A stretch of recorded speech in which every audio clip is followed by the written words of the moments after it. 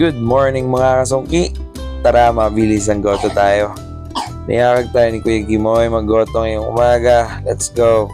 Punta tayo dun sa Luuban Syndrome. Bumungad na nga ang gotong are.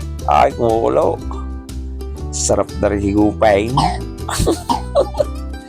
Yan, handa ang aromatics, ang pates. Pati sa palengke. Ang kanin, siyempre. Oh, yan, ready na sa stoinks. Halo-halo nangangangai kumapay. Yan, dumating na ang guto. Ano pa gagawin? Tirahin na yan, Kuya Gimoy. Diyos ko po, gagawin pa din yan. Yan. Pinastura ko na yung camera din Siyempre, higupi ko na rin. Hindi. Sarap. Diyos ko po naman. Mabilis ang goto lang kanya. Sabi ko sa inyo. Kaya na kayo di yan. Paringin na. Di lang yan sa may Gran ha. Sa may tapat ng PLDT. Ay, kita mo nga naman loob. Sarap niya.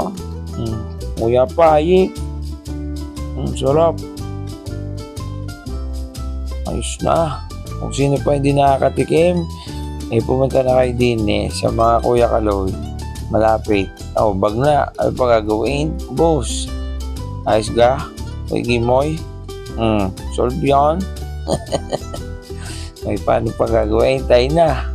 At may mission pa sa buhay. Sarap. Nagpakitla ako dun Siyempre, ito naman dyan.